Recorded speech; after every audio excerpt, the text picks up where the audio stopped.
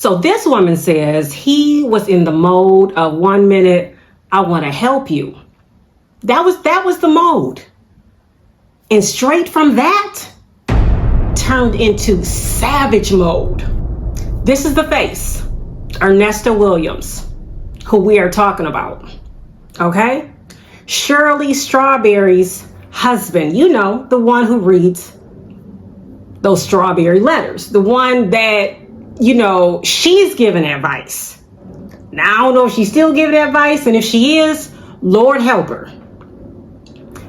But I came across this interview on Miss Essie Berry's page on YouTube, her channel. And she had a chance to interview one of Ernesto's alleged victims. You know, all things alleged, just giving my opinion. We need to get into the story and really break it down for what we can, you know, to work with. And I just have a lot of respect for the lady who did do this interview, because I know it was not easy. And I know some of these things can somewhat be, not, you know, judging from what she was saying, embarrassing to have even gotten like caught up in such a thing. But like she did mention, who hasn't been caught up in some things? But the fact that she made it out, the fact that she made it out and able to tell the story, I commend you for that. But let me tell y'all, okay, now it was different parts of this interview that just really struck different chords. But this man, Ernesto, we gonna talk about the barbershop. We're gonna talk about the supposed alleged beauty shop that was supposed to have been in effect. I'll be referring to her as the anonymous person. Okay, so the anonymous person, the anonymous lady, she went by We, okay? And she reached out to Ernesto Williams. So you're like, which the question was asked, why did you reach out to him? Now, her background, she's not in Atlanta. That's where Ernesto was in contact with her from, allegedly. She was on the East Coast, okay? And she is a licensed hairstylist, does hair. His background, having a barbershop, executive cuts, Ernesto Cuts, you know, he offers this 24-hour service to an elite clientele, is the way he was marketing himself at one time. You know, one of those prison jail calls he was talking about at one time, you know, he was charging $500. That's what he was telling Sonia. And I'm telling y'all, dealing with this Ernesto stuff, this Shirley Strawberry stuff, this stuff can literally have your head hurting. Like, you actually have to go into recovery mode. But if you're anything like me, it's like, okay, I'm seeking deliverance over myself to not keep tuning into this stuff. Next thing I know, I'm right back in it. Next thing I know, I'm right back in it. But it's such a good teaching tool. It's such a good reminder, because these wolves come in all shapes and sizes, and you just never know. And it's so important that we just stay on top of ours so that we can recognize the signs. If you don't have the spirit of like discernment to discern these spirits to stay away from, I would advise, I would encourage to tap in alignment with who you are, so you will not get gotten caught up. But the part that really stood out to me with this interview is as to why the anonymous lady, We, reached out to Ernesto. But this is the part that got me. Right. Is that right? Okay, so let me ask you this. We talked about, I was more so worried about getting my life together. That's what he was like saying, that he was helping people get their lives together. And he later on started asking me about how's my credit and stuff like that. She was more concerned about getting her life together. So I don't know if Ernesto was marketing himself as a life coach, lifestyle coach, a motivational speaker, or a person who can help you get your life together, because that's what she was interested in. Then she goes on to say, okay, so went to, like, he got a mobile hair salon and stuff like that. So I'm like, okay, mentioned he had a mobile hair salon. So you said him $500. The $500 was to secure your place in the salon? Right. Was the salon supposed to be in Georgia or LA? In Georgia. Okay, so she sent him $500 to secure her space at this mobile hair salon that he was supposed to have been opening. Now, I have heard of stylists, barbers paying in advance their booth rent in case they skip out and don't pay for that week. Now, as far as the amount of 500, why 500 was chosen, I have no idea. I've heard of like whatever the booth rent amount is. Sometimes your weekly booth rent can be, I don't know, $80. Well, now in this day and time, it may be 100, it may be 150, 200, 300, so on and so forth, to pay a week in advance. So he asked her for $500. So he was supposed to have this spot, a mobile hair salon in Buckhead, which is an upscale area of Georgia, Atlanta.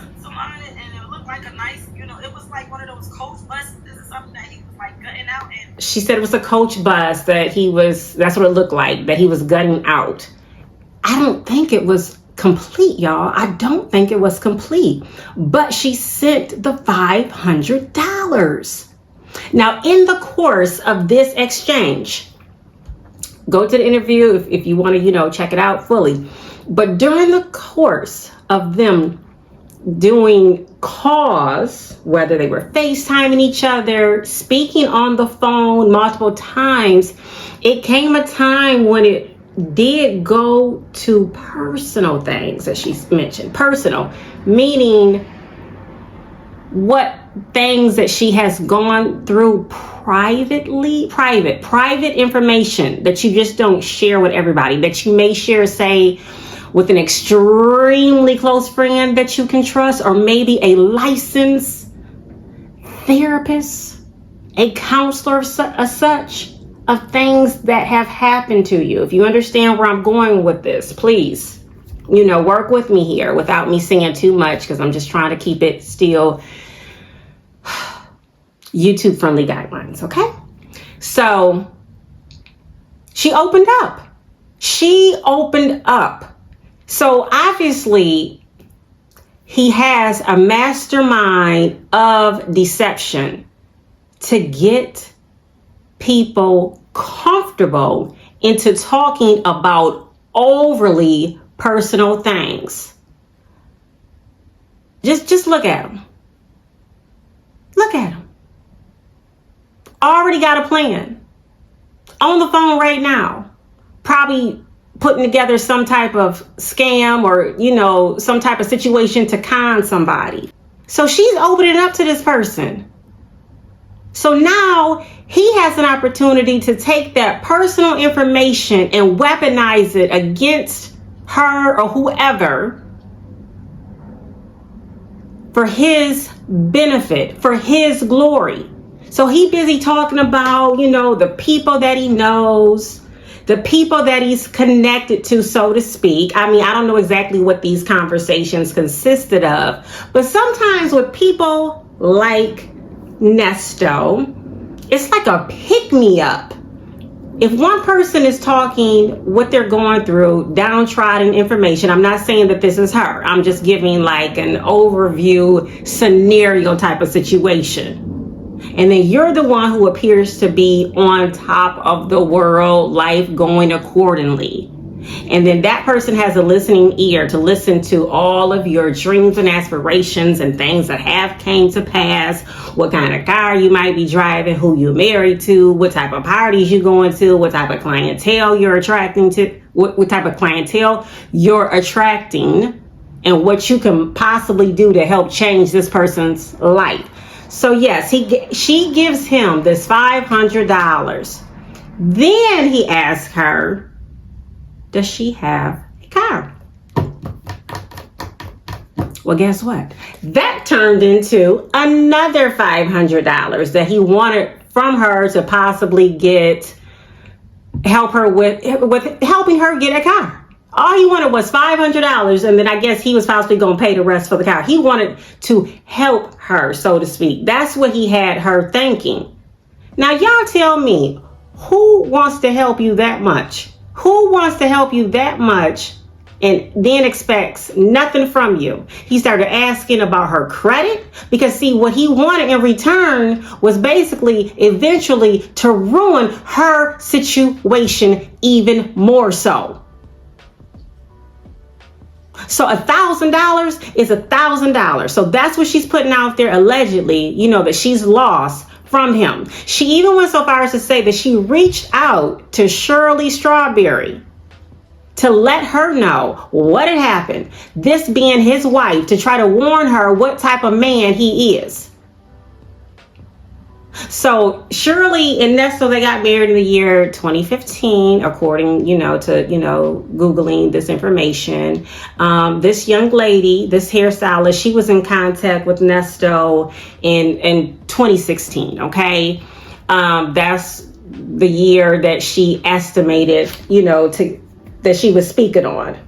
So all of this going on. Also, mentioning he wanted her to send pictures of herself. Now, y'all know he big on pictures. Pictures. We done heard the little calls between him and Sonia, how you pronounce her name, wanting these pictures. Now, he didn't ask for, so to speak, from what she was saying. At least that wasn't included, or she didn't get that detailed with it. But he just asked for pictures. She says he's commenting on her. Okay. This area here. Okay. The size. Making comments about that. So there it is. The conversation is slowly taking different turns where it's like, okay, well, y'all, by this time, as time progressed, she said he was supposed to have met her. She's supposed to have flown into town from where she was living, out of state, flown into town to Atlanta. They were supposed to work this out, to discuss the hair shop situation, the mobile, location, as well as, getting her car. Well, now, Ernesto done came up missing. Talking about he in LA taking care of, whatever he's allegedly taking care of. The whole situation about this person, Ernesto, in my opinion, it doesn't take him long, because these con artists, they got to move at a certain speed. They got to have the conversation. They got to have the game. They got to get you comfortable. They got to know what the plan is before you even open your mouth. Now, we know he's already done some time. There's a video of him speaking on when he was doing some time, how he had put together a plan in getting this barbershop. Well, please believe he was putting together other plans as well. But the way Ernesto be talking sometimes, I'm like, how smart is this entrepreneur? How smart is this man to have put together a plan for these schemes? How smart? Who else was involved? Who was feeding him the game?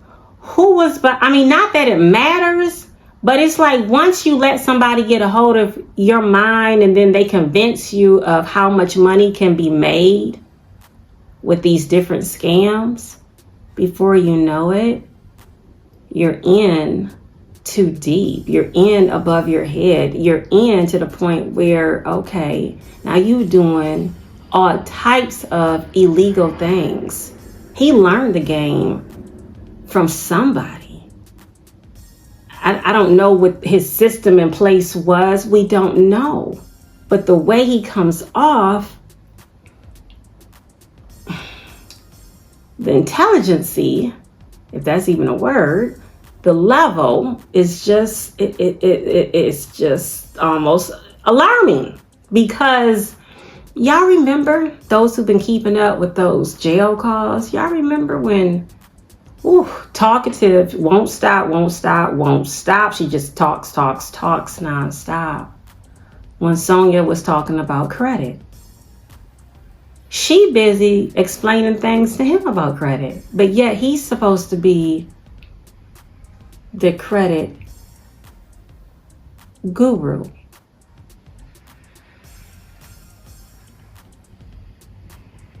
It's just some of them things that make you say,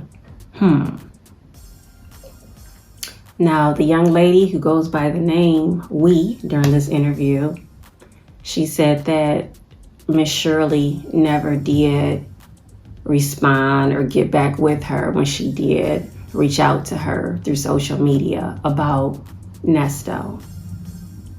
Now, if Miss Shirley looked at it, read it, who knows? Has it been other women that possibly reached out to Shirley? Who knows? Who knows? But considering the year that the young lady was in contact with Nesto, and the year where we are today, or the year that we started listening to those jail calls, come on now, y'all. Now, it don't take a rocket scientist to do that math. Just my opinion, though. I think Shirley did know. But what could she do? Nesto got a mind of his own. She's caught up in a whirlwind herself. But some of the time, the way Miss Shirley be answering, I don't think the young lady would have really gotten the help, the support. I mean, because 9 times out of 10, that woman, whoever that woman is, women, a lot of times they gonna stand by their man. They don't have time to be trying to deal with, the street life of listening to, well, your husband, well, your man, he out here, doing this, that, and the third. And I just, that's like a cutoff. But don't think that woman is not listening either. She listening. But when something is out of control, what can you really do as a woman? Because obviously he done took the time out to outsmart even Shirley. Because otherwise Miss Shirley would not be on these phone calls that we be listening, talking about her truck done got picked up. She done lost this house, that house, dealing with him. And then she just acts like, well, as if like it's normal to happen, as if, we'll get through it. Like her energy is just like, we'll get through it. Like I said, it's a lot. And then this barbershop, the fact that, this barbershop is being marketed even to stay open for 24 hours. Y'all already know.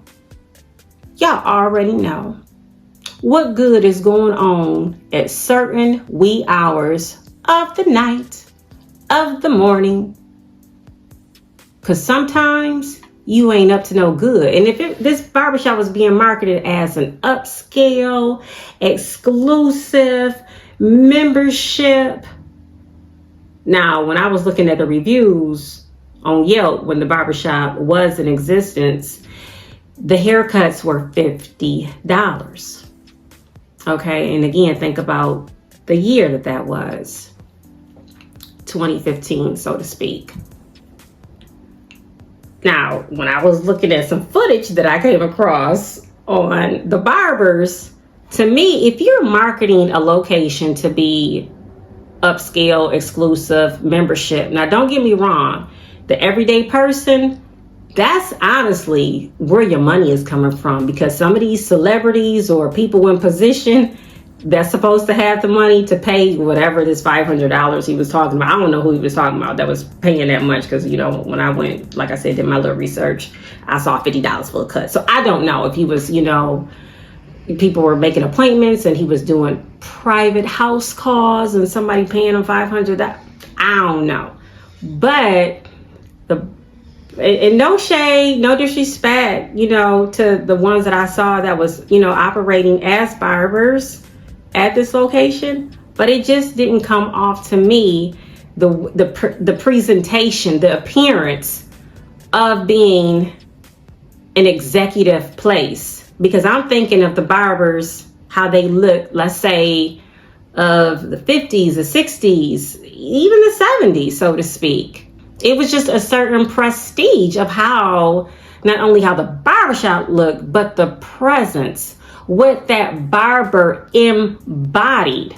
Nowadays, you got to be even careful of like who you let cut your hair, who you let do your hair, because people be, again, carrying these unhealthy spirits, and before you know it, whatever you're sitting in their chair, you're sitting in their chair for that amount of time, and they're feeding your mind. You're feeding their mind as well. But a lot of times that chair of the barbershop, the salon, is like a therapy session, so to speak. And I can only imagine what Ernesto's conversation consisted of. You know, then he's also being praised for doing these voluntary cuts, volunteering his time with children.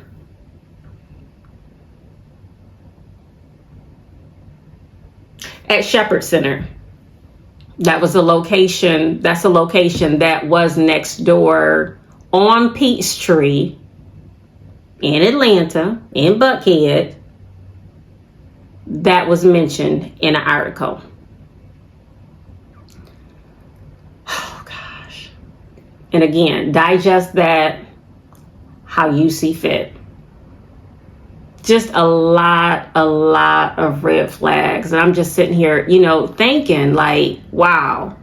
Because soon as somebody gets to talking and asking you personal questions, like they really care and have all this empathy for you, just meeting you. Why? Why are you that concerned about what I got going on when this person might have kids? Aren't you busy enough with, you know, your kids? You might have grandkids. Aren't you busy enough with, you know, trying to help them through things?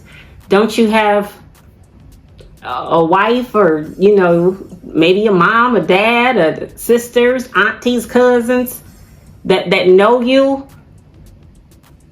that have maybe let their guard down? But for somebody just be that open, so to speak, to want to help a stranger, I ain't buying it.